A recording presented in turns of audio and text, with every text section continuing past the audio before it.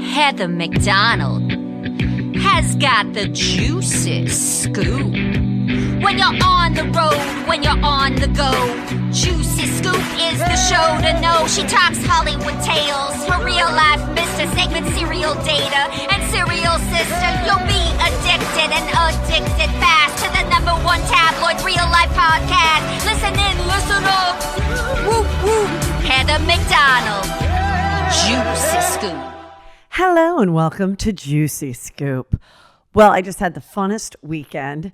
I went to ASU and I went to my first parents' weekend, even though my son Drake is a junior there. The last two parents' weekend where you go to the football games, I think I had shows and I was unable to go. So I was really excited to go. And shout out to Juicy Scooper Meredith and her mom and dad who hooked us up with fabulous tickets. And yes, I cheered on the ASU side.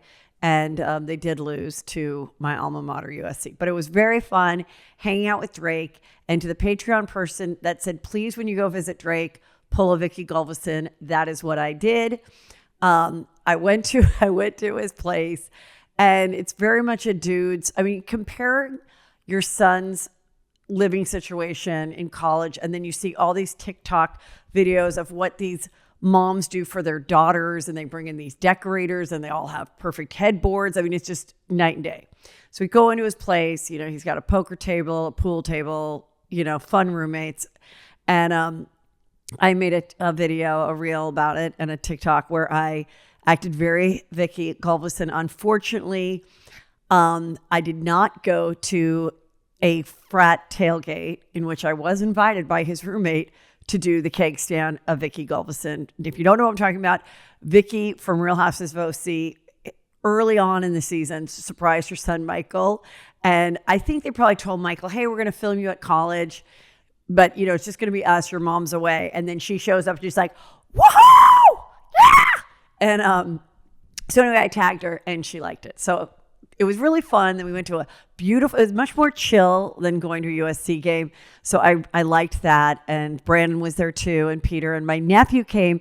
And I want you to, I don't know if you can, there's a lot of hair on my microphone right now.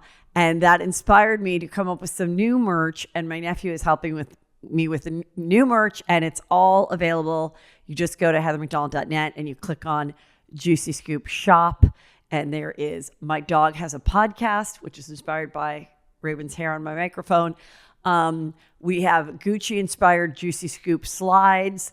We have a denim hat. We have so many different shirts, whatever, who cares, Juicy Scoop lightning bolt, a ton of stuff. It's all there. And of course, this weekend, I'm going to be with your favorite Chris Frangiola for a live Juicy Scoop experience, a mix of stand-up, fresh stories, and the way you love the Juicy Scoop with, you know, when we go through the topics together. And that's going to be September 29th. It's in Sacramento, and September 30th in San Francisco. There are still some tickets left. Please come see us. It's going to be so fun. Everything is at heathermcdonald.net. And of course, that's where you join Patreon. Okay. A couple things that happened over the weekend that I thought were interesting. Okay. So Taylor Swift is dating Travis Kelce. You know, he's the famous one for those that don't know, because he and the brother were both in the Super Bowl together, and the mom was like so cute. She was at the football game Sunday cheering him on in the special box with the mother. Very fun and juicy. And I remembered that he did have a reality show that was kind of like The Bachelor, and it was called Chasing Kelce. Chasing Kelce. Which was like in 2000 and I don't know, whatever, like 8, maybe 7 years ago, where it was like, I guess, you know, who's going to date him. But that was a lot of years ago, and now he is dating Taylor, and people are very excited about it. So that's some Juicy Scoop. Leonardo DiCaprio has some new girlfriend. She's 25, so it's a little older than normal. But I wanted to get into a couple interesting things happening in the Real Housewives world before we bring on Brad Wallach, who you will remember from Chelsea Lately, and we got into some really juicy conversation about some fun Hollywood stories and whatnot that we shared.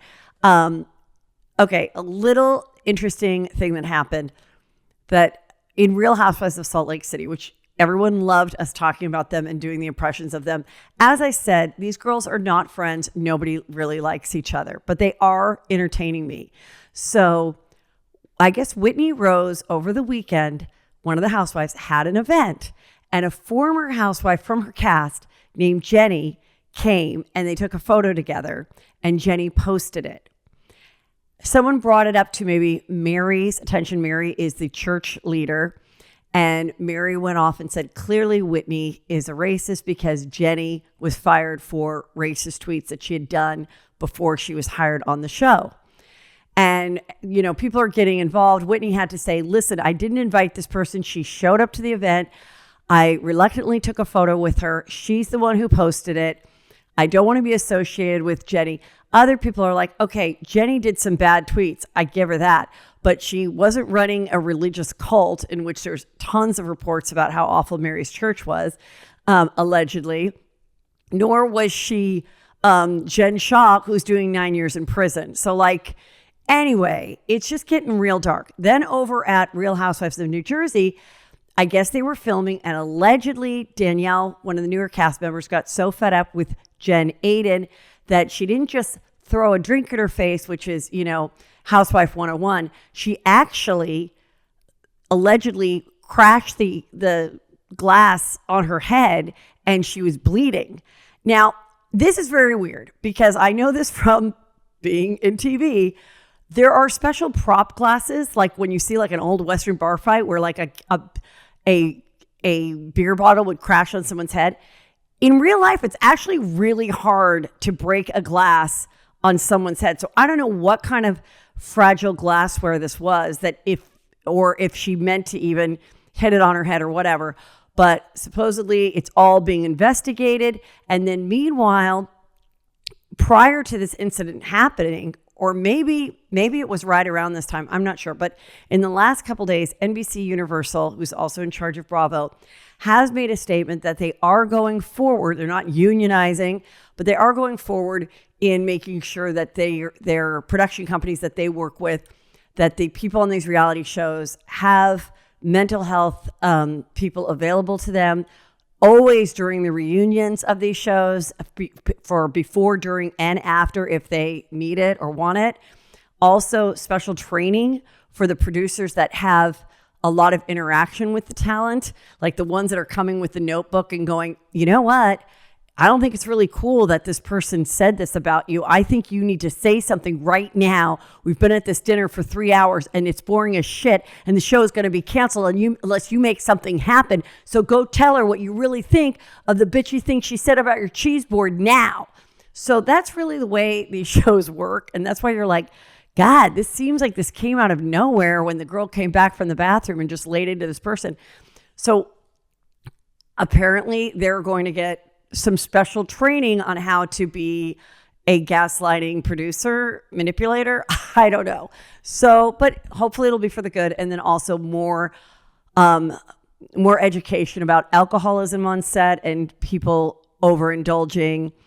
On Real Housewives of Salt Lake City, Heather not only got sick, but people wondered if she had also peed in the van. I mean, it was just a really ugly thing. And she was like, I don't want to come out here right now. I don't want to come out of the van, shut the door to the van because I'm going to be sick and I don't want this on camera. And of course we had the mic and we also see her.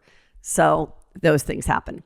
In speaking of the reality reckoning with Bethany Frankel, there was an interesting article that came out about from Radar Online from a former friend of hers. So they're denying it. I don't know that there's any real proof of it, but this is what Radar Online is saying.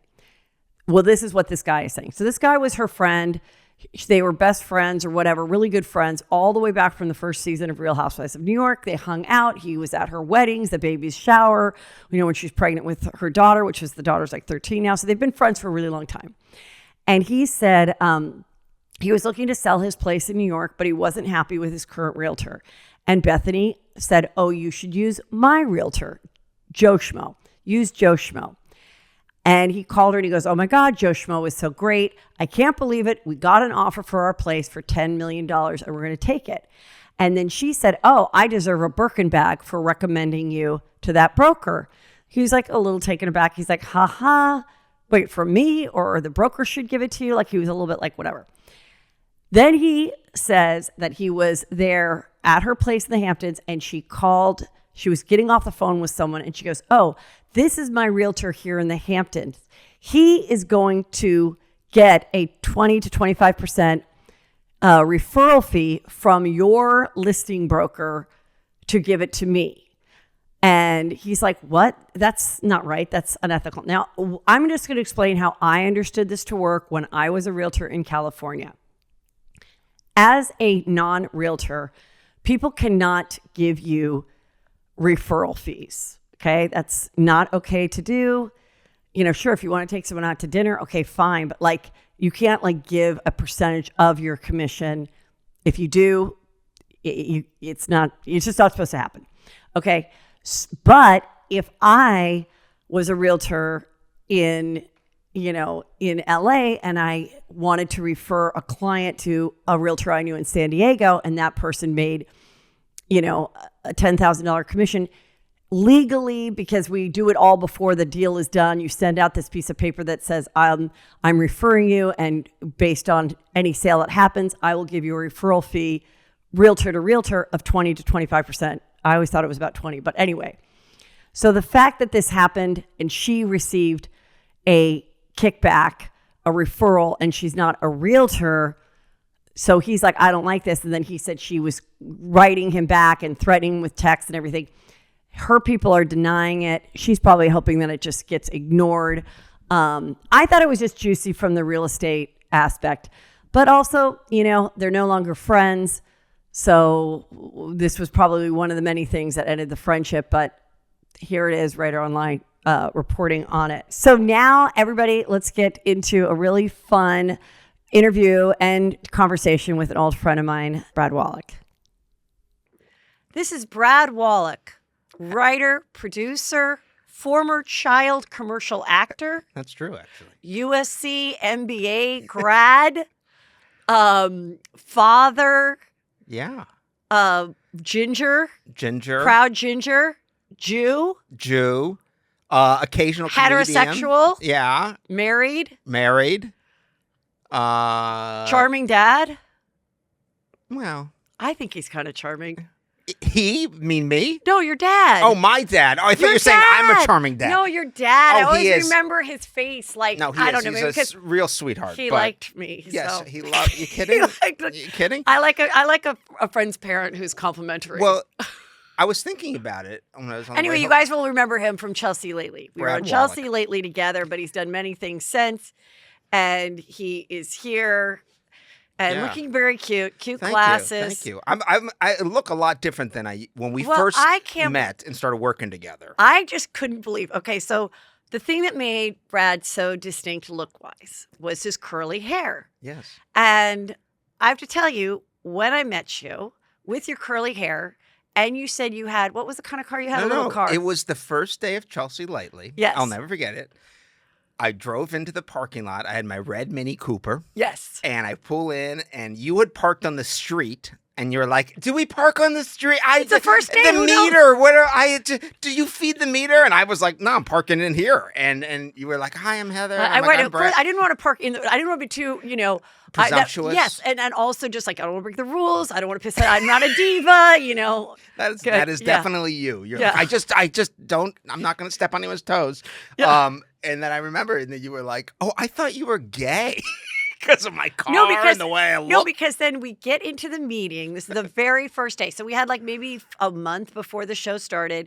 And Chelsea was still on the road doing stuff. And you and Tom had worked on the previous show, which was once a week. That's and right. now this was going to be 5 nights a week. And I was very excited. I've told the story many times of how I got the show, that I was just getting back into stand-up and knew that she was doing this show. So I reached out to her and we weren't close. And then I met with the EP at the time and brought all this stuff and knew Chelsea's voice. So I got the job and you start to talk about the ring that you're going to get for Shannon. And I just go, I think also just being in LA for so long and in this business that, so many times I've seen a couple, 2 men, and I and I think they're a gay couple that just looks very similar to each other, like a May December. And halfway through, I find out they're father and son. And I was like, oh, I literally just, because I just feel like there's, so anyway, I just thought because your car was stylish, because you know how to dress. Oh, interesting. And because we're in this business, yes. and you're writing for a woman, that I just assumed, I didn't think Tom was. No, with his he's East Boston, Coast Tommy. With his Boston shirt. Yeah, exactly. Whatever the team is, Red Sox. I've heard of hat them. And shirt. And so anyway, then right after that, we all went to go eat, and right away I was like so in love with you guys, and was like, this is such a happier vibe than I've ever had on other shows I'd worked on. It was like very supportive, and like everything I brought up you guys liked, and like it was very collaborative. Well, I always say to people, fun about it. On paper, we were not the most impressive group of people, writers, but we just understood kind of Chelsea, and we understood each other, and appreciated, just wanted to have fun and be on TV, and we didn't know what we were doing, so there were no rules, basically, and we're like, okay, I guess this is... Yeah, we really kind of created the show as it went along, and then found what worked, and what worked was her with comedians that were also her friends, whether they were writers or people that she knew that didn't join the writing staff, but she knew them well. Yeah, that's what worked the best. And then we had our own little tribe, and you guys will remember the show. I don't want to have a whole show about Chelsea lately, though. We may reference it through... Yes. Some of the topics. Yes. But then after... Is she still around? Who? I don't know her. No, just kidding. Now, this story has been going on for a while, but Russell Brand, as you know, he's been accused of several different allegations from, I think, 2006 to 2013. 4 women, 3 of which are remaining anonymous. Sexual assault, some he had dated, some he had not. One girl was 16 and he was 31. However, wherever country he was in at the time, that was the age of consent, whatever. It's still gross. It's totally gross. I'm just saying all the facts. And he is now married. His wife, I think, is expecting their second child. He is very wealthy, according to the latest report. He's worth $20 million, according to something. And, nice house in England and this and that. And, but he was on the show, and I remember what I remember from the story, yes. Chelsea Lately. You tell what you remember when he was a guest. So the funny thing is, well, I'll tell the story. So basically, he was a guest, and this was at the old studio before we moved over to Universal. So this would have to be like 2010, around then, 2009, 2010. And he comes on, and he was a bigger star then. He was like hosting the award like, shows, exactly, and he was in movies. Exactly. Yes. So he was like a big star. So he comes on, and he goes in the dressing room, and it's time to tape. And his people come out and go, he's not coming out of the dressing room until he gets an espresso. Well, we were at like some shitty place. We weren't near a Starbucks. We were near a Coffee Bean. So Ryan Bassford had to run down, and they were like, he is refusing. And like, we were like, is he really? Yes, he will not go on unless he gets an espresso. So Ryan Bassford had to run down a Coffee Bean, get an espresso, come back. And then he came out, and he was perfectly nice. So for many years, we were like, you know what? I bet you that was his publicist. But don't you remember the other part of the story? Okay, so the other part of the story is there was some guitar or something that was in one of the guest dressing rooms. And he took it with him. And then he was like, Chelsea, I've got your guitar. And he was like, come on. That was the second time he came on. Okay, let's have a go at it. And let's keep this thing going. Let's start like a Twitter war. At the time, people talked Twitter war. And we were all like, this is so Chelsea stupid. Didn't care. And I was like, oh my God, like no one cares. This isn't funny. No, like our audience honestly wasn't that into him. No. Like he's a guy from England, and like our audience is all about Kardashians and all that. So it wasn't like he was a big hit, and it wasn't like, the greatest interview ever. And she's just like, keep the guitar. Yeah. Or whatever it was. We were all like, I don't even. It wasn't like Chelsea's guitar. I don't know why we had a it was guitar. a gift. Actually, I have that it. guitar in my house now. Oh, okay. I have that in my house. It's actually a nice guitar, but it was just it was donated to us for the guests to have, and he tried to start this whole thing. And we're like, no wonder your show sucks, because this is the level of humor that you think you have. He's not funny to me, but why has he been protected this long, and like why? Right. So there was the studio. There's stuff they say they we almost didn't want to hire any female staffers. Yeah, there's all these stories. Kristen Bell apparently told him no funny business when they were doing that movie in Hawaii. Right. And then there was a talk show clip I just saw of where he took Catherine McPhee on his lap. I think it became his shtick. And he was he was probably just so out, he was so kind of, it was on display. Like he didn't hide it. Yeah. So everyone's like, oh, that must be his act, that he's so sexual and everything. But I'm sure behind closed doors, he's fine, but obviously not the case. Right. And I think that I like, that kind of became a shtick. He kind of got away with it. It's like the same way that like, oh, that dirty old man, how sad that he thinks he has a chance with me. And you just move on and you don't say anything, you don't do anything. And I think they were just like, well, we can solve this problem if he's just ever alone with female staffers. So let's just not, hey, everybody, don't just, the same way they are now where when you go to the gyno, there's somebody there to protect the doctor and to protect you. Like, so they're just like, hey, But it is amazing. But it is a shame, because then I think more often than not, then females just don't get hired. Well, I think so. Absolutely. It's because it's just easier. Let's just not hire females. Yeah. And so that really sucks in certain cases. And I don't think anyone will really admit that, but I think there's people that choose not to hire attractive women if they think that their staff, which might be all men, or their boss might, they're just like, let me not even have that. I think that's happening less and less, though, now. Because, I don't think anyone's left in the business, I think it's happening more. Really? In finance. Oh, well, finance. Well, I know, but see, that's what's kind of sucks, is because women got to a place that they were getting the jobs in finance, and then the boss is like, hey, I've got, 10 horny 28-year-old stockbrokers that are all men. This chick is smart as shit, but she's also hot. They all go out for drinks on Friday at 3:30. I just don't think I want to hire her. I mean, he doesn't have to give a reason. Right, you're right. No, it's they're protecting their potential, lawsuit. Yeah. So no, I get that, but everyone just needs to work from home. But I think in entertainment, I think it's. Now, I mean, when I've had the staff shows now it's ridiculous how you have to do it.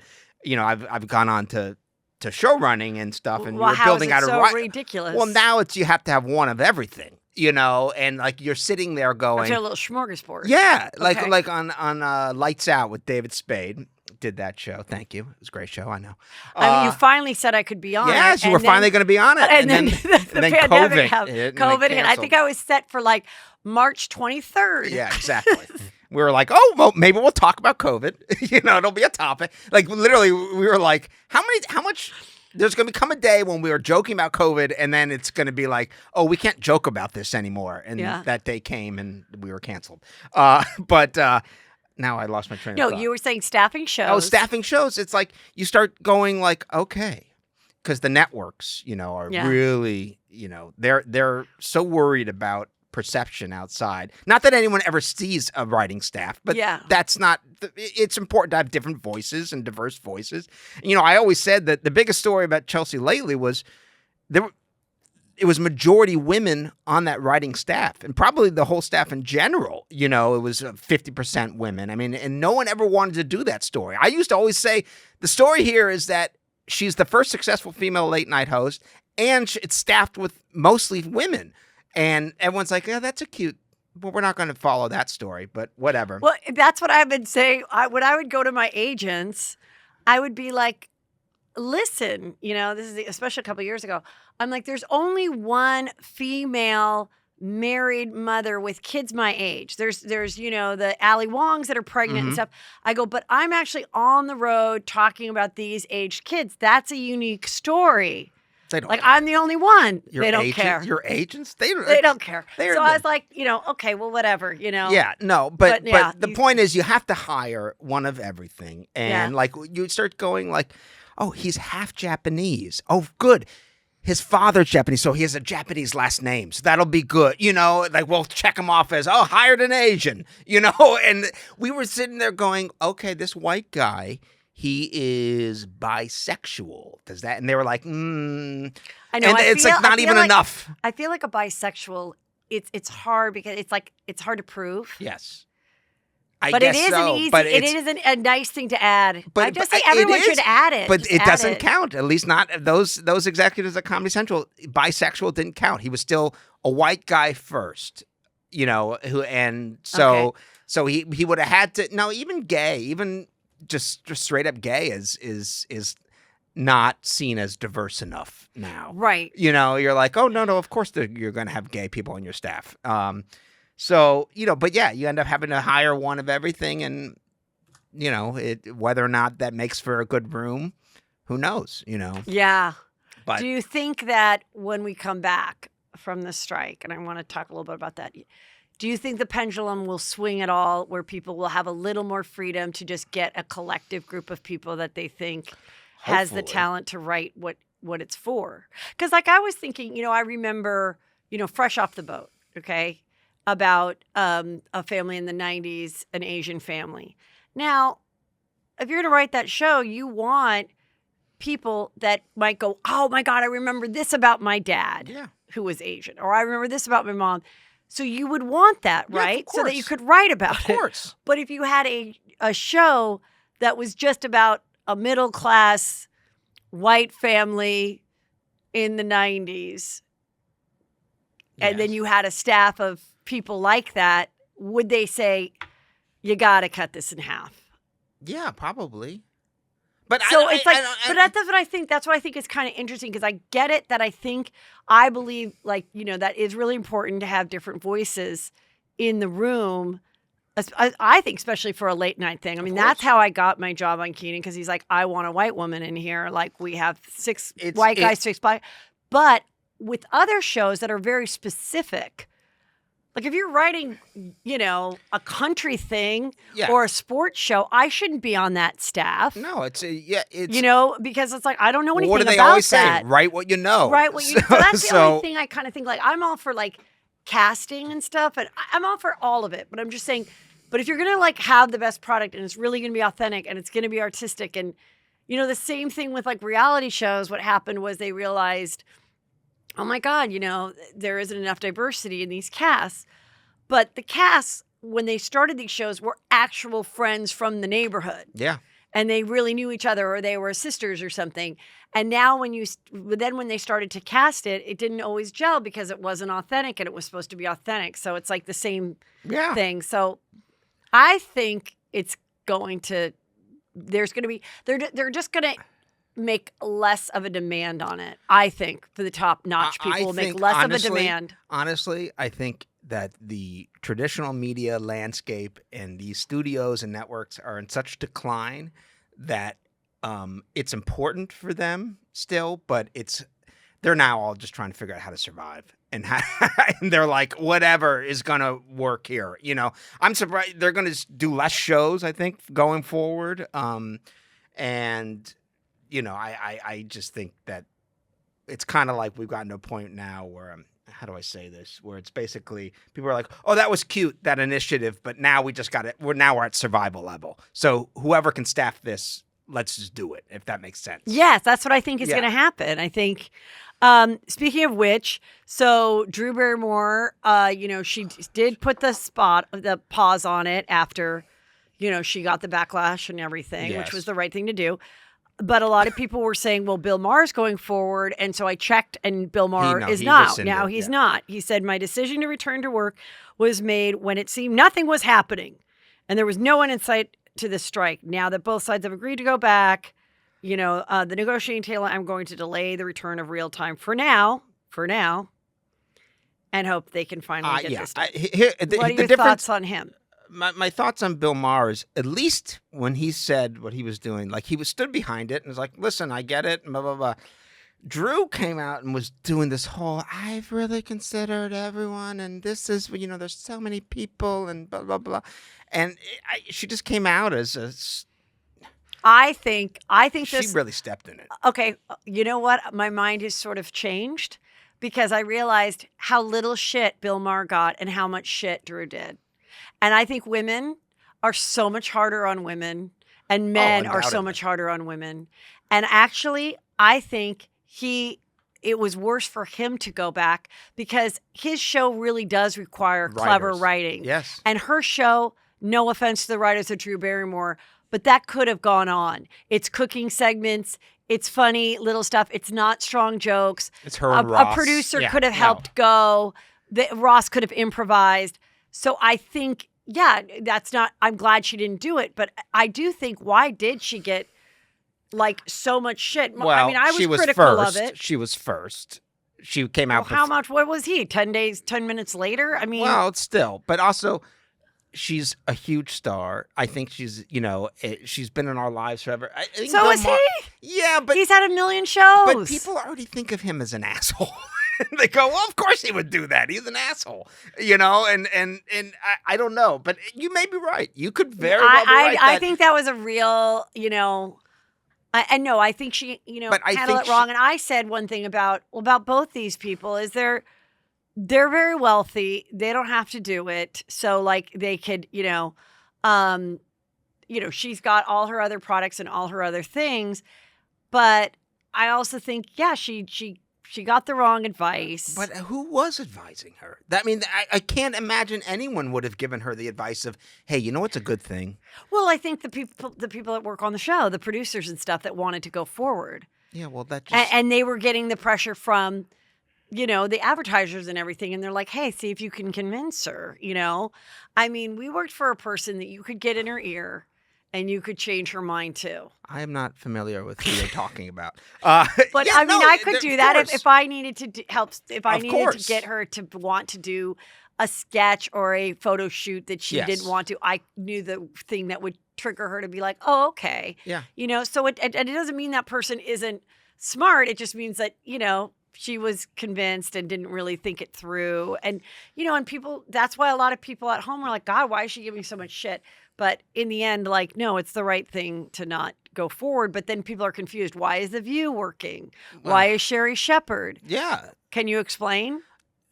They're violating the strike, but I guess people don't care. I don't know. I think it's, had Drew not maybe made a huge announcement about it, maybe if she never had made the announcement, and she's just like, we're back, and she and Ross are sitting there going blah blah blah, Oh my God, I think people would have been like blah blah, because Jennifer Hudson was coming back, and a couple, they were Sherry Shepherd and the talk, and everyone was just like, oh, I guess they're going to come back. They would have come back, but she had to go out and say a big speech about it and be like, hey, I'm crossing the picket line. And she basically said, hey, I'm going to be a scab. She told on herself. Yeah, she told on herself. And everyone's like, well, that was really stupid. Yeah. And so I think that's why if she had just gone on and been like, I'm back. I think she's going to be fine when the strike is resolved and she comes back. She's gonna be fine. People are gonna still love her for who she is, and she can crawl into she can crawl into people's laps and do all that and dress like a 1970s newscaster. Honestly, most of America doesn't give a shit about our strike, and they only give a shit about it in terms of, is my show going to come back? Am I going to see my content and that I like? But I think most people, it's like when Fran Drescher stood up there and said, "This is about labor for everywhere." I'm like, really? Really? You think that guy digging a ditch in Alabama is thinking, God, thank God the nanny's on my side. We're all laborers together. It's like, I just don't think you're going to get a lot of sympathy. That's the same thing. It's like, I don't think the people that got stuck in the mud in Burning Man. Who cares about them? It was like the people who died in the submarine, the billionaire. It's like, that was really stupid. You were really rich, and that was really dumb. I totally agree. There's those couple of those things, and Bethany Frankel is trying to get the union and everything. Well, she's putting her skinny. She's putting her phone in women's faces at TJ Maxx to give them old makeup over. And that's not violating someone's privacy and exploiting them. But she, But again, I'm like, I just think the people at Sitting Home is not like, you know who I feel sorry for? Hannah Z. Hannah Z was on the 5th season of The Bachelor, and she got real wasted because they didn't give her enough food. And she cried, and ever since then, she hasn't been able to get a boyfriend because he's looked her up, or his sisters looked over and said, that's Hannah Z, and she's a real hot mess. So she, needs to get $100,000. Yeah. And I think and you think the waitress at Denny's is like, this Hannah Z needs her reality reckoning. God, she deserves it. And you know what? More so than I do. More so than me, who's working 3 jobs. And, exactly. And have kids, and I can't make ends meet. But, let's definitely make sure those reality stars are union. I just don't think people, like you, it's like, and you had left the business, you were doing real estate and you came back into it. But like, this has never been promised to any of us. No. Writing, performing. Like, we all knew that when you're trying to make it in Hollywood, like, it's a crapshoot. And your parents go, good luck. You know, most people don't make it. And the fact is, some of us were able to claw our way through, and it's still not easy, but you make it. But so, like, I've never thought of like any of this as entitlement. Like, I deserve to be writing, and it's like, no, I don't. I can try and pitch and everything, but like, I'm not owed anything, and so what you do is you create your own opportunities, like you've done here with Juicy Scoop. I mean, it's really impressive what you've done and what you built. It really is. Thank you. Thank you for appreciating and not trying to be a bottom feeder, trying to destroy my life. Well, you know what? I'll say to you is, you sleep with dogs, you're going to get fleas. And I mean, it's been a huge awakening. And in a way, like, I always try to find the lemonade, and and realizing that these people, weren't my friends, or even people that I've put on the show that I gave huge opportunities to find out that they're in the hate groups writing about me, and trying to see if someone else will put them on their show so they can do a tell-all. I go, a tell-all? They came on the show 3 times. What's the tell-all? Did we go on some trip I don't know about where I screwed 3 guys? This is going to be the boringest tell-all. Like, I offered you a water. I pay for your parking. What are you going to get on me? Here's what I will always say about you. And this is, when we first started working at Chelsea Lately, we butt heads, and I was like, I don't get it. You're an opportunist. You're trying to be on TV. You don't remember this? I thought we liked each other. No, we did. But I was probably envious, truthfully, looking back, and you were like, I'm going to do that. And I was like, oh, this is annoying. And I was like, oh, she likes reality stars and blah, blah, blah. And I was like this. And then I realized you are who you are. You have no qualms. You're like, yeah, I would love to be this back then, but you're like, I would love to have been on A Housewife. I would love to have done this. I would have been on The Bachelor getting drunk. I would have been Hannah Z. Exactly. You ruining my life all of that. if it was around back in the day. And so you are who you are. You've never been like, no, I don't want to be famous, but I guess if the cameras are on me, I'll perform. Like, you've been like, no, I want to be fucking famous, and I'm funny, and I have this to say, and I have this, and I think once I accepted, like, oh, Heather is true to who she is, I was like, that's great. You're one of my favorite people. I never really got it, except I was at the Groundlings, and this girl's like, the teacher was like, you have a really strong point of view, and you're the only one here that has it. And I was like, what do you even mean? And then I just realized that, I wasn't this like artsy fartsy, East Coast Dartmouth person. I mean, I was exactly what I was. I'm like, oh my God, I went to USC. I'm going to the game. Yeah. I have this new thing called a cell phone. None of you guys have it. Like, I was just like, you were a sorority girl through and through. This is fun. But then, so and I think that, I wasn't the typical stand-up. I didn't dress the typical way. I didn't have the typical point of view on life. But your point of view on Chelsea Lately became so important and so critical. And that's what, despite the ups and downs, and Chelsea at some point wanted to fire all of us, and it's like, well, you can't fire Heather.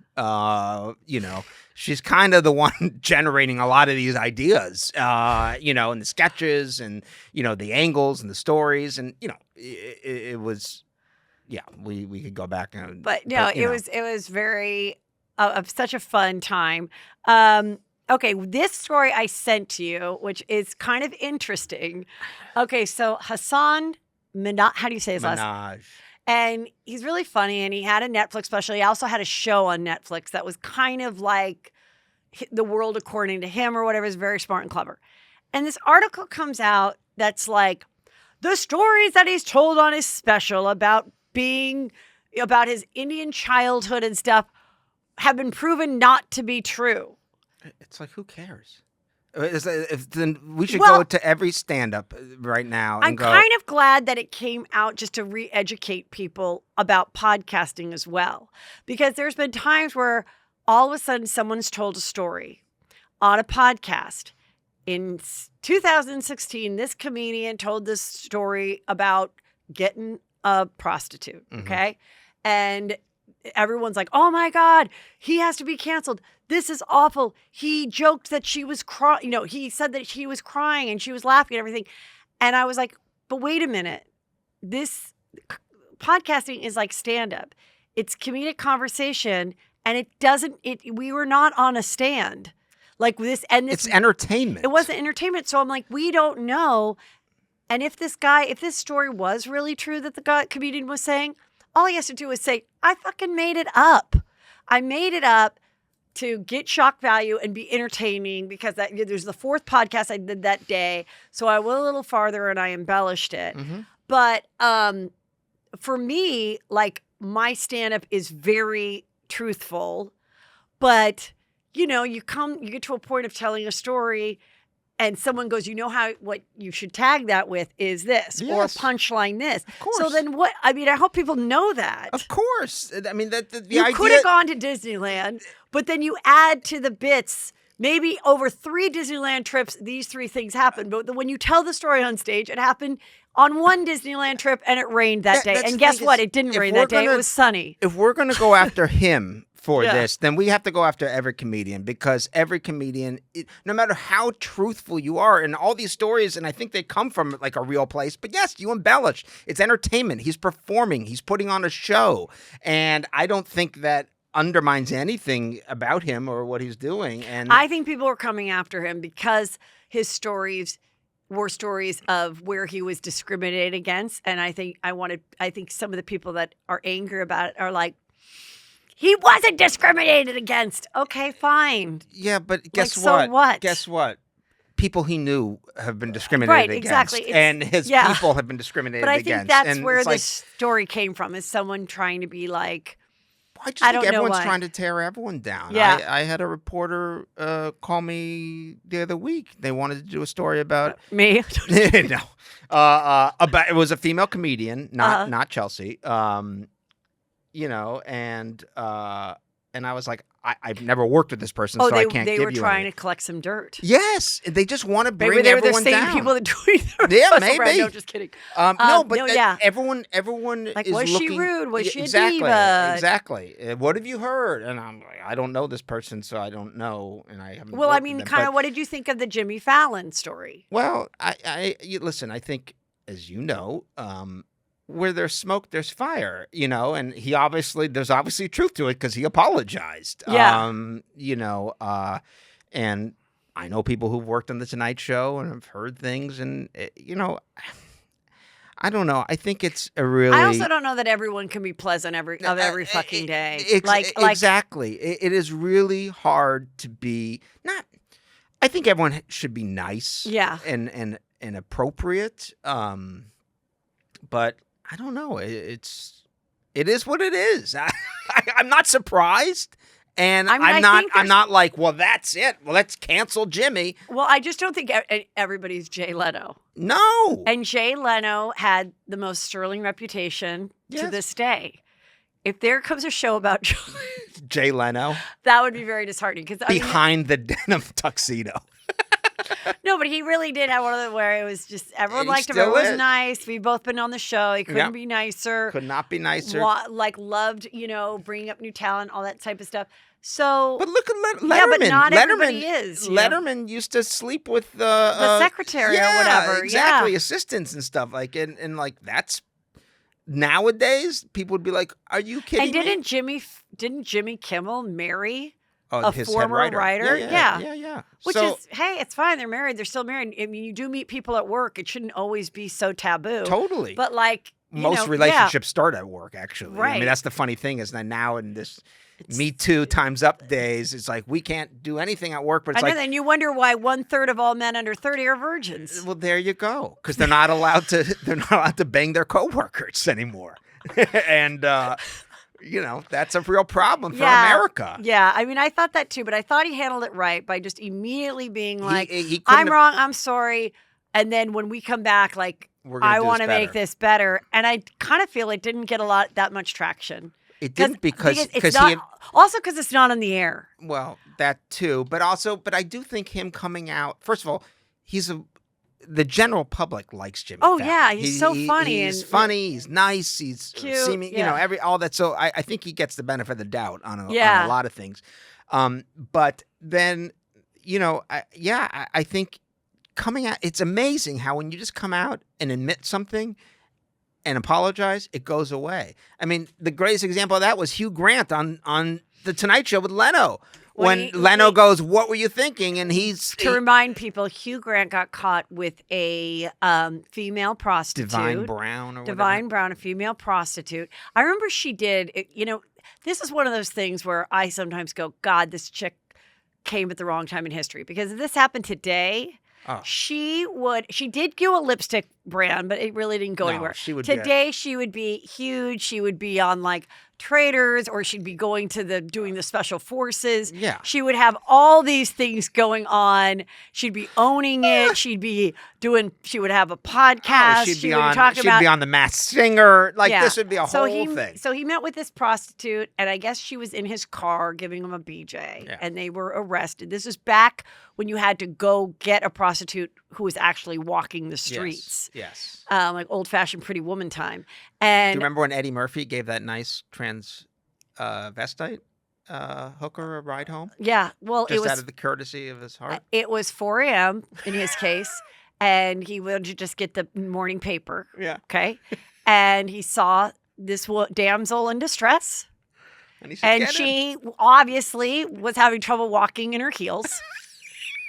And he said, "Let me give you a ride." And everyone knows Eddie Murphy, nicest guy in Hollywood. Pull right up, get in. I worked on shows with some of his friends, and I said, "What do you think about that?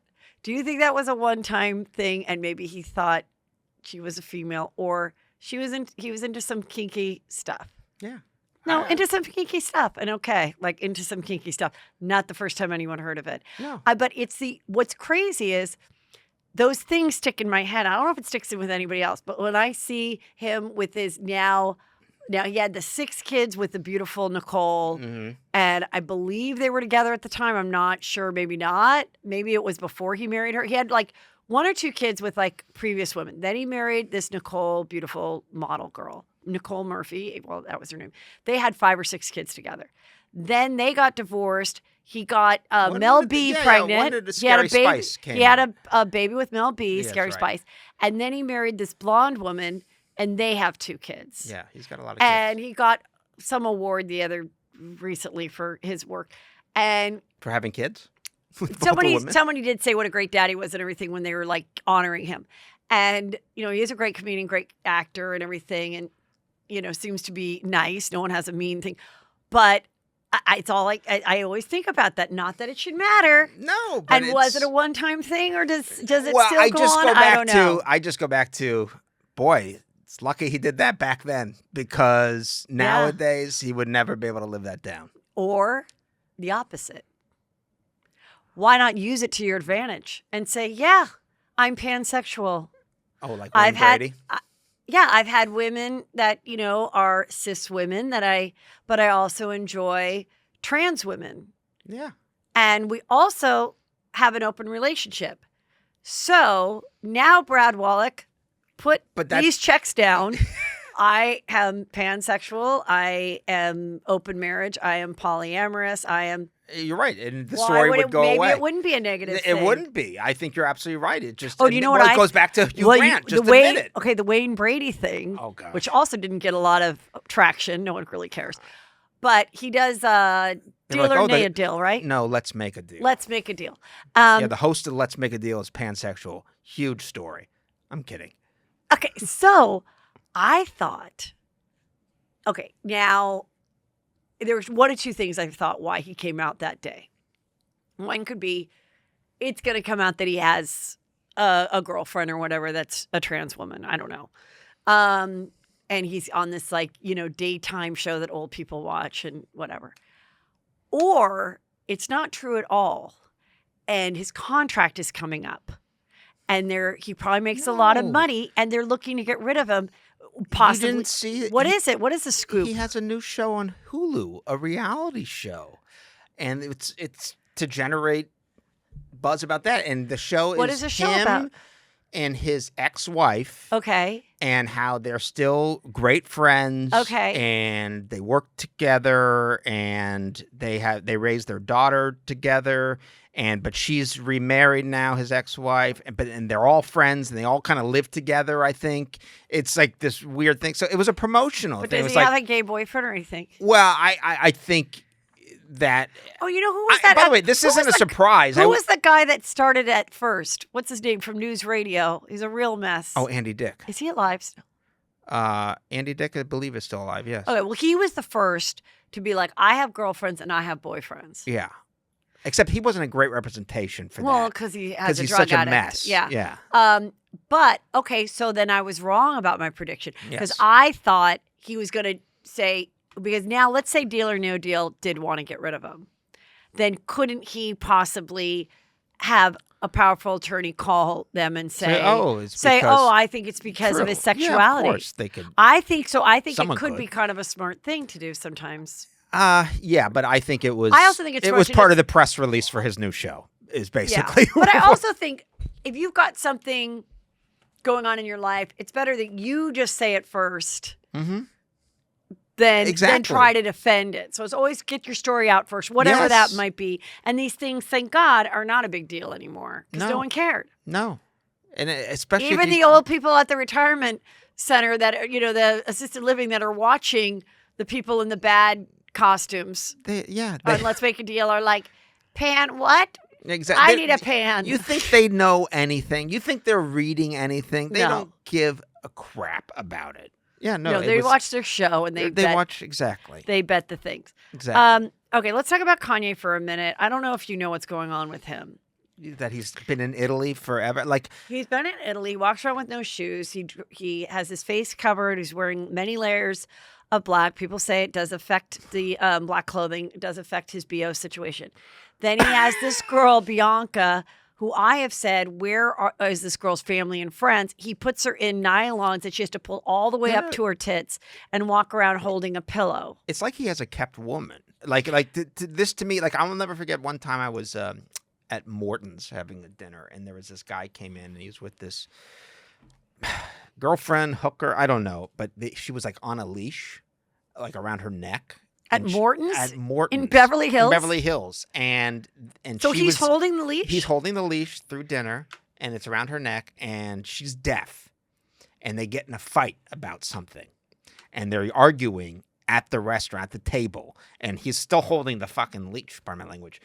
He's still holding the leash and everything. And they get up and they leave. And they were exchanging notes because they couldn't, because she was like, you do deaf.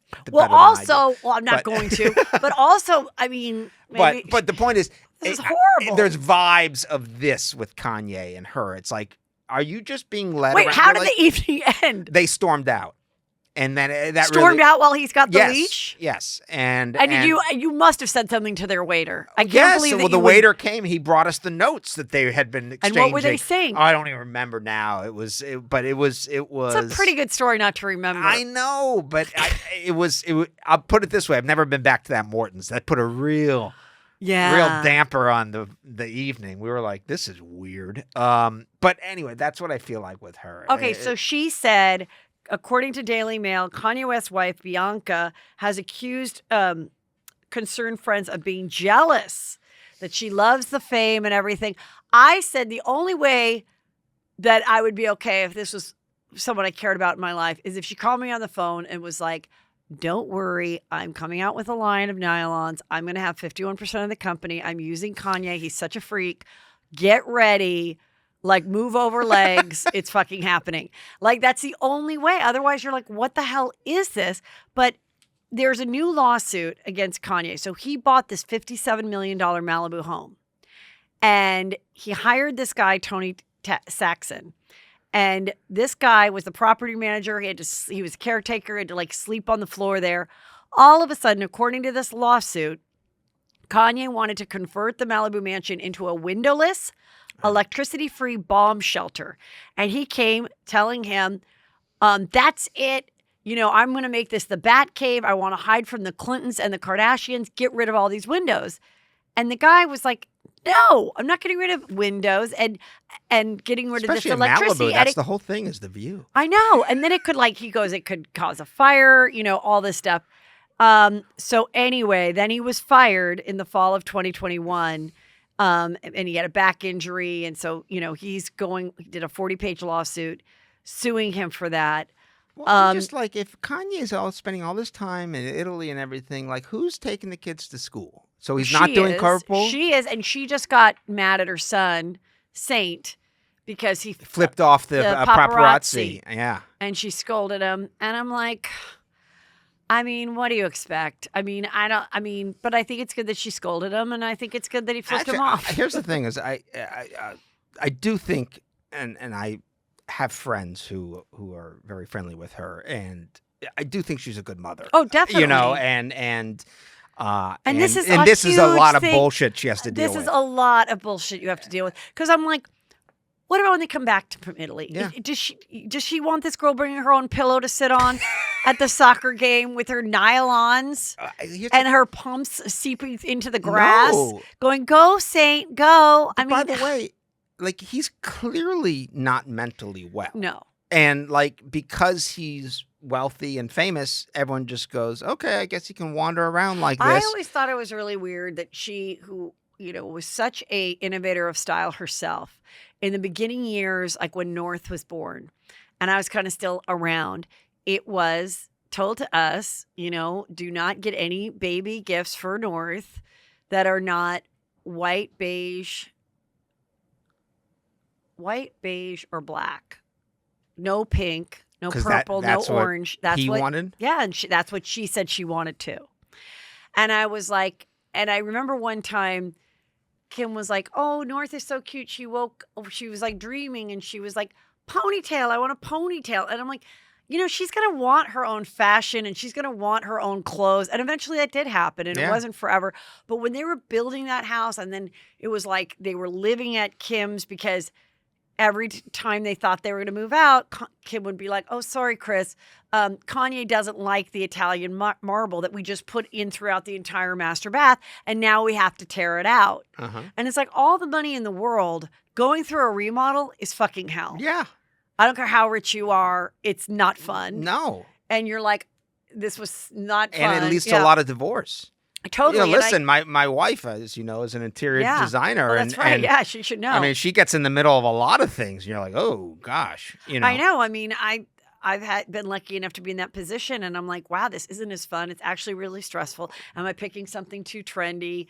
Peter doesn't want this. I want a different color, you know, like whatever. And, but yeah, I think that was really hard. And I think for a long time, she would wear what he wanted. She was wearing the big ski jackets, Kim, in 105-degree weather in Woodland Hills. And, you know. No, this is what I want. This is the nothing style hung on the walls. Nothing, you know, it looks like an insane asylum. And I mean, just the fact that she just probably was, thank God, like, I'm free. Yes, I think she's incredibly relieved. How could you not be? But I think she's also probably really sad about it. I mean, you know, it is, if nothing else, just for her kids. I mean, to have to deal with all these stories about their father. I mean, he was getting head on a boat in Venice. You know, her kids can see that. They can see all that coverage. It was so crazy because he went through this super Christian time. Oh, yes. And he was critical of what she was wearing to the Met. And there was a very real scene on their show where he was like, I mean, come on, you're a mother of 4. Why are you wearing that? And she's like, okay, it's fine that you're going on your journey with Christ, but like, this is tomorrow. Yeah. So she's like, don't tell me you don't like my outfit now. Like, and so I'm just like, yeah, well, because he wasn't But really. the thing is, everyone just lets him call the shots. It's like he's always been the one who's like, no, this is what we're doing. Everyone just goes, oh, I don't know why. I think in the beginning, when he came into the family, he really elevated them in all these ways. He really yes, because he was seen as a genius. Yes, and in fashion and music, and they were never invited to the Met before. And I think they're happy for her that she's getting, and then of course she's pregnant and all this other stuff.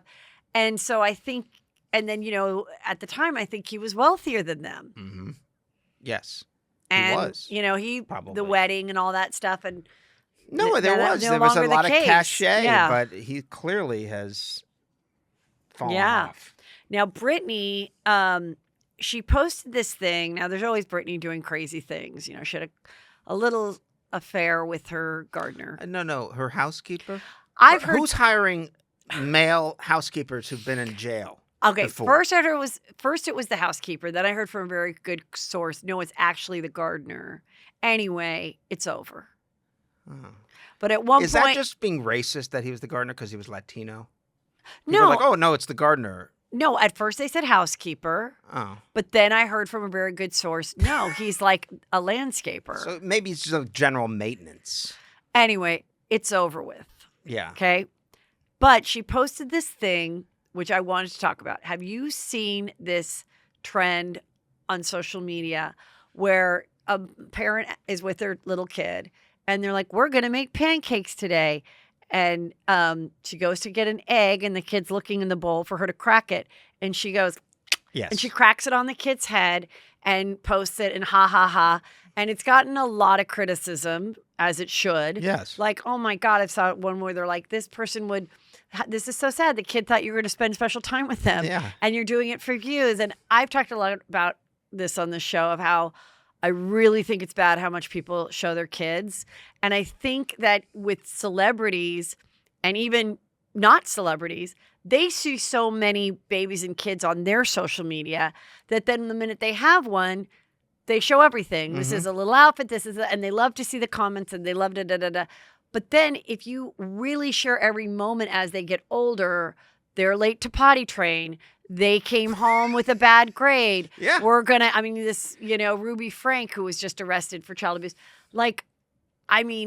When is this going to change? I can't believe people don't see the problem. And some of the celebrities that show every argument with their kid, or they don't show their kid's face, but they're like, okay, all right, so you don't want to do that at preschool. Well, no, the problem is, too, is you're also building up these kids, and they end up having their own personalities and their own profiles. And we have a friend who they put one of their kids on social media, and it's hilarious and everything. But now it's almost like you create a I don't want to say monster, but you create this kind of self-fulfilling thing where it's basically then they become, wanting to be, they become the role that you've tried to basically thrust on them, Right, yeah. And they're always entertaining, and they're trying to be, out there and everything. So I think it's actually not great for the kids too. But I think it's ridiculous that we're all doing everything for I don't know. When you post, you're a public person and you're posting content for fans as entertainment value and everything. I'm very similar. I don't have your following and everything, but my page is public and everything I'm doing is just for jokes, laughs, whatever. And, but there's a lot of people who put their kids on, and that is the content that they're doing all day, every day. And when we first started, I never showed the kids. And even though I felt like I talked about my kids a lot on Chelsea Lately, lots of times people would go, I didn't even know you had kids. They'd go to my stand-up. They're like, I didn't know you had kids. I was like, oh, I thought I made it very clear I was the mom or whatever. And when we first started with Instagram, I would never really show them. And then later on, I realized, like, oh my God, I kind of missed an opportunity because I'm seeing all these other mom people once Chelsea ended. And I was like, oh, I guess I could have exploited them more. But I'm really glad I didn't. And then there were times where I would say something was funny and the kids would be like, don't do that. Don't. Now I'm like, for years, I've been like, can I post this? And if I can't, I can't. And that's it. And, I have boys, so they're not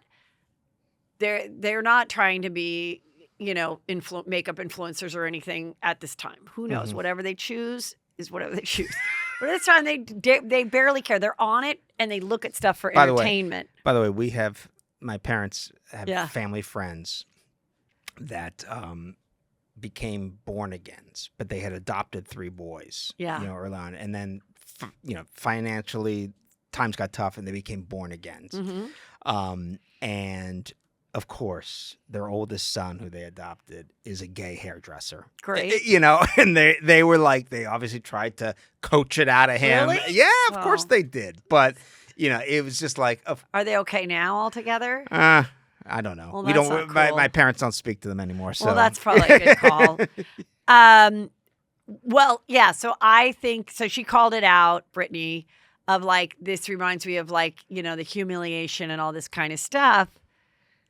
But then she's kind of humiliates herself with her weird things. But as long as she's doing it by herself, I guess it's okay. But I don't know what goes through her head every single day. Like, what is she thinking about? Like right now. What is Britney Spears doing, and what did she think? It's not like. Tell you what she's thinking about. All right, what? Y'all, has my stuff come from the mailbox yet? Oh my God, I love this green dress with the feathers. I love it. I'm gonna put it on. I'm gonna do a dance. I'm gonna dance to it. I'm gonna dance to it right now. I'm gonna turn on my music. By the way, turn on my music, and that's all. I just think every day it's a new, cheap outfit. It's the same dancing, brown too. pumps, same dancing. Can she get a choreographer to come in? I've said that, and I'm like, but it's Perez so Hilton just wrote something on his blog or whatever that, she went to Vegas and walked around some space to possibly come back and do it. I mean, I don't know that she could do that, but maybe she could. And listen, she was okay when she had that schedule. Yeah. And that's the thing. Well, she was okay because. Well, she says she was unhappy, so I don't know why she was would do okay it again, because they controlled everything, so we didn't see all this. But right, it's like we were like, free Britney, and then they free her, and we're like, ooh, maybe not. Now I see why she had a conservator. Yeah, I don't know. It would be great if she could perform at maybe not as many shows, but a residency is that. It's like a Broadway play. Like, you have to do it that many nights. She just doesn't seem like she has the mental capacity to make any decision. I don't know that she could do a whole show when she's just doing the same dancing. And they say she can't. The whole thing is that she can't even sit for like 30 minutes of hair and makeup. We'll see. The book's coming out in a month. I mean, I think the book will tell a lot. What is in the book, I think, will make people realize what she's capable of doing or what she wants to do, or if this is just going to be 5 more years of spinning at the Cheesecake Factory. You know what I mean? Like, what is it going to be? Can we discuss, I'm sure you've talked about this before on your pod, but where does she live? And it looks like she lives in some really. I think it's a big house that was probably built in like 1998 or 2000. And has not been updated. So it's that, Italian villa kind of look that is kind of really hard to update. It is. It's kind of a harder thing to update versus like an old ranch. Yeah. And so I think, and there's no way that she's getting it together with contractors and stuff when she's going through divorce, dating the gardener. The dogs, literally, there'll be videos and you can see dog poop in the back. Because like dogs will shit in her house, and so no, I don't think she's pulling out the brown spotted granite anytime soon. Not at all. That is not, or the cherry wood. She has no problem, no qualms about dancing in front of I'm like, where are you? Well, she turns off the comments, so all she sees is like views. So then, as long as the views she fools herself. She goes, "Oh, look, everyone loves it." Yeah, it got this many views, so I'm just gonna keep doing it. They like this outfit. And I think that's it. But we'll see what the book says. So this is kind of interesting. Julie Chen has a book coming out. I only saw a quick interview. but it's like, I think it's called something like something with God in it. And Juju Chan was interviewing her, and she was asking about the fact that her husband, Les Moonves, had to step down from CEO or whatever you call it, of president of CBS, because there were accusations made about him. And what do you say to your son? Well, if he ever knows, we're going to say these things aren't true. You know our family. You know your father. I just thought that was weird. Like, you know your father. No, what do you mean? I don't know.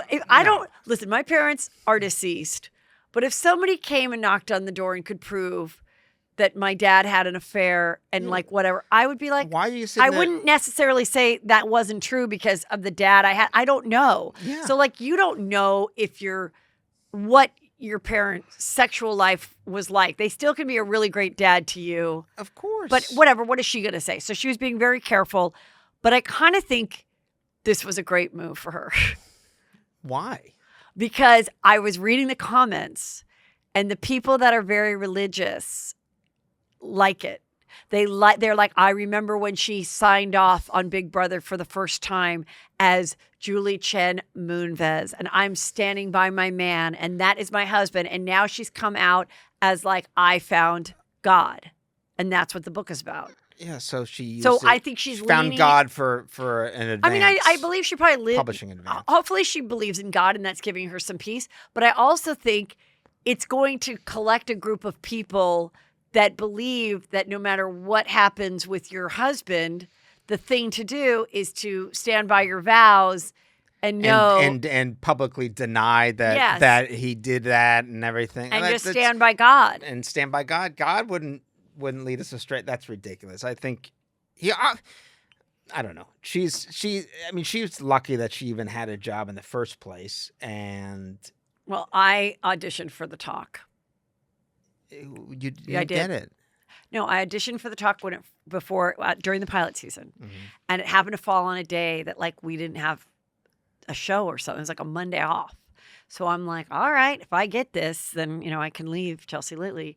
And it was interesting because Sharon Osbourne was there and Holly Robinson Peete, and I was a big fan of The Apprentice, and they hated each other on The Apprentice, and they both were like walking in this room as they were doing chemistry tests.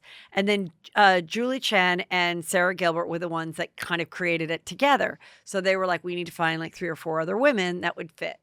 So I went out there and, hoping to score this thing. And I was trying to bond with Julie because Julie had gone to USC. And I was like, Julie, we have so much in common. I went to USC too. And she said, yeah. And I go, I'm like, oh, I'm excited. Fall is coming. Aren't you so excited to go to the games? And she's like, no, actually, I never went to one. Oh. And I was like, oh, okay, good time. We had different experiences at SC. Yeah. And I was like, okay. And then I tried, then it was like, the question was something about J-Lo is bummed that she waited so long to have her twins because she would like to have more. Whatever. And I was like, well, I think it's a really honest thing. I think too many people think that they can wait forever, blah, blah, blah. And then she was like, I disagree. I waited till I was 40 to have my son. And I was like, yeah, because Les was married. Yeah. Les was married.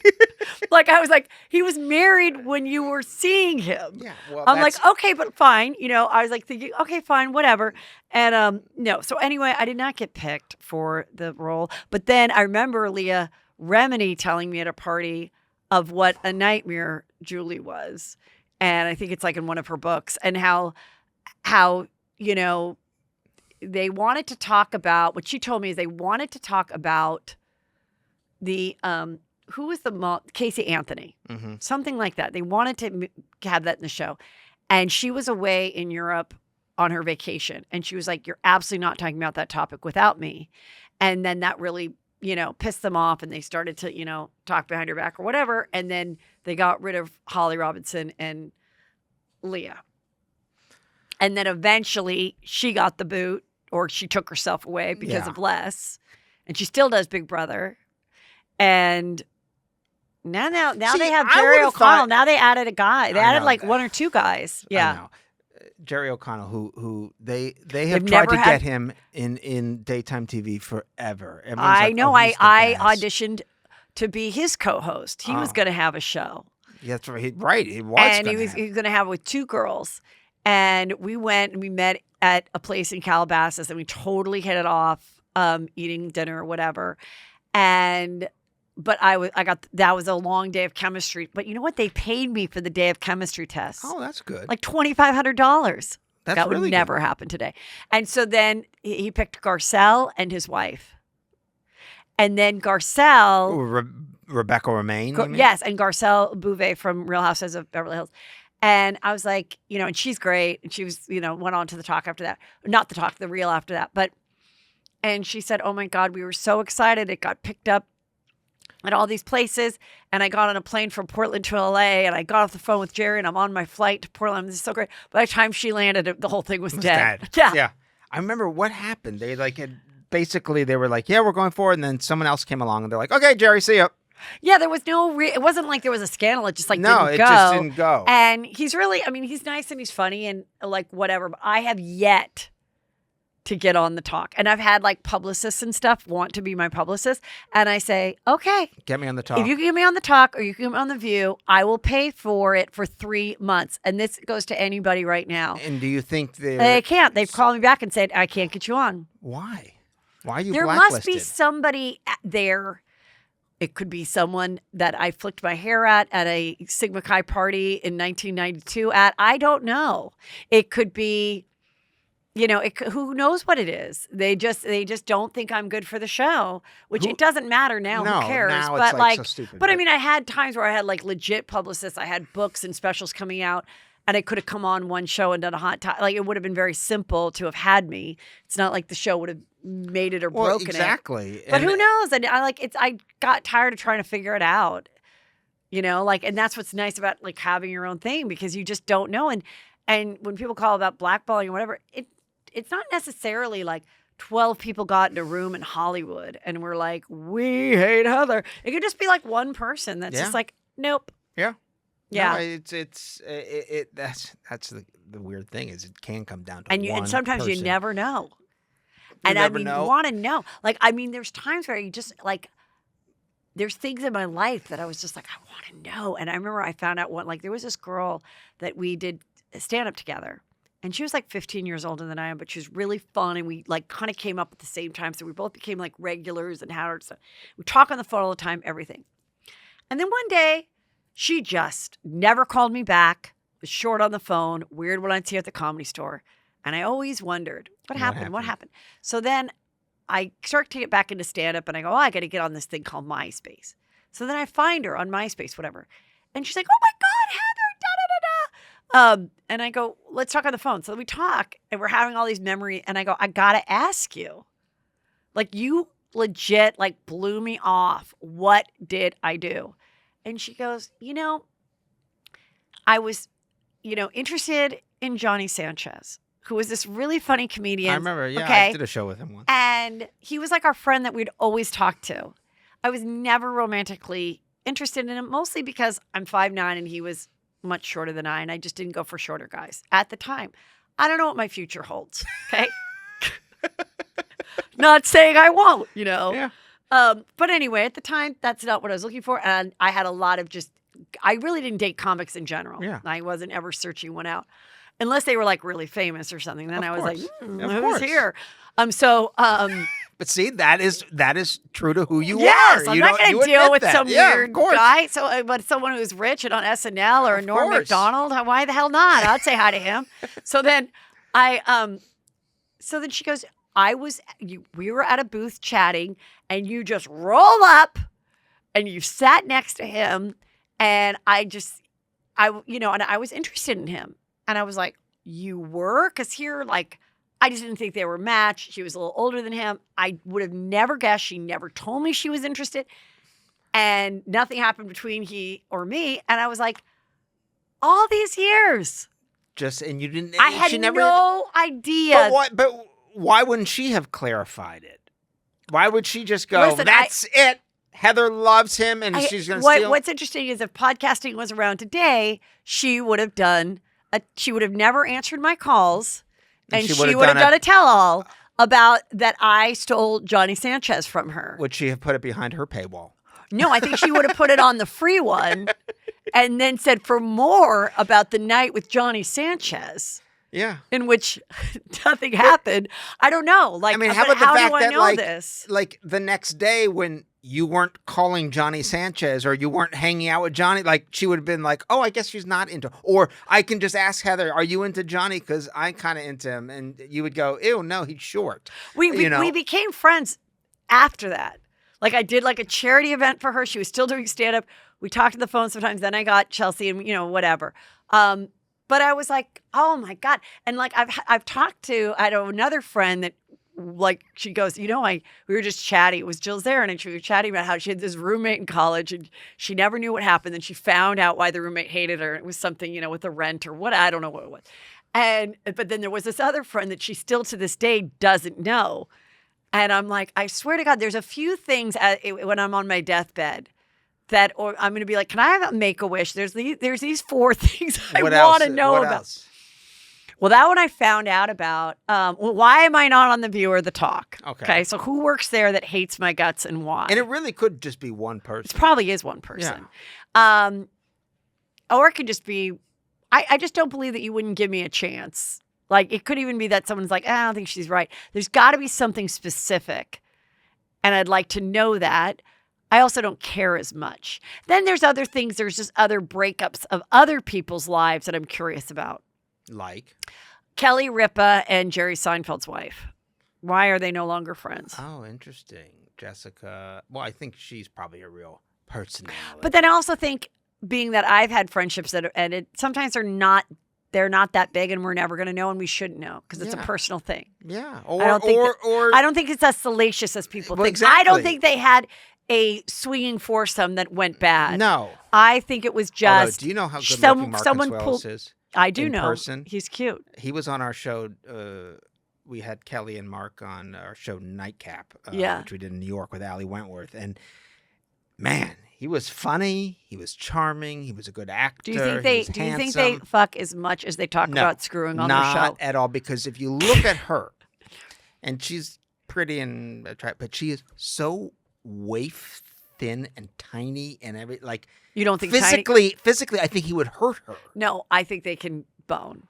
But I think but she is a bone. Like that's literally all she is. I think like anything, people get into a shtick and it's become their little shtick. And now they can't stop talking about it. And I think maybe the producers are like, everyone loves it. They love to see that a marriage has worked this long in Hollywood. So talk about, your daughter walking in on them and stuff. I'm just like, I think annoying. There was, for a book, they were, and for Let me see what else I have. This was kind of interesting, okay?